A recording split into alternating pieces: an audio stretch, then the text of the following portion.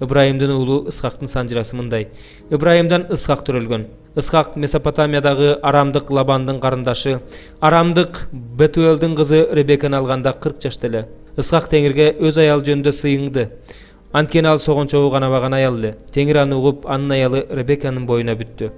Курсагында жаткан балдары тепкилеше баштаганда ал мындай деди. Эгер мындай боло турган болсо, анда мага жашоонун эмне кереги бар? Анан Теңирден сураганы кетти. Теңир ага мындай деди.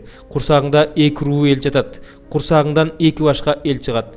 Бир эл экинчисинен күчтүүрөөк болот да, улуусу кичүүсүнө кызмат кылат.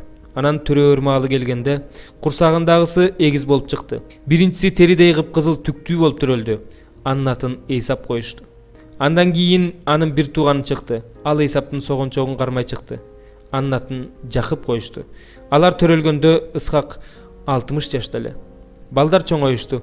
Эйсап мыкты аңчылык кылган талаа адамы болду. Ал эми Жакып чатырда жашаган момун адам болду. Ысхак Эйсапты жакшы көрчү.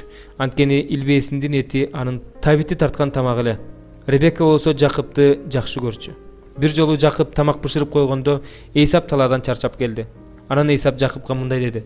Мага кызылынан, мына бул кызылынан жегенге берчи, анткени мен чарчадым. Ушундан улам ал Эдом деген атка конду.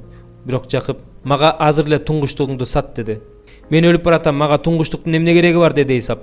Жакып ага, азыр эле мага ант бер деди. Ошондо Эйсап Жакыпка ант берип, ага өзүнүн туңгуштугун сатты. Ошондон кийин Жакып Эйсапка нан коюп, жасмыктан жасалган тамак берди.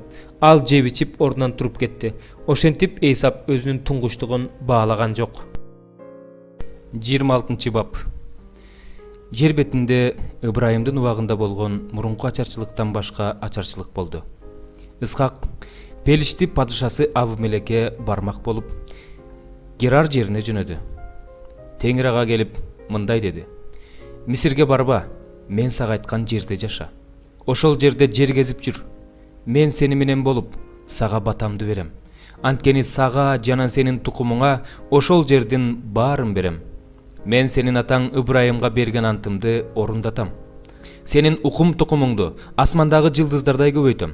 Сенин укум тукумуңа бул жердин баарын берем. Жер жүзүндөгү баардык элдер сенин уругуң аркылуу бата алышат.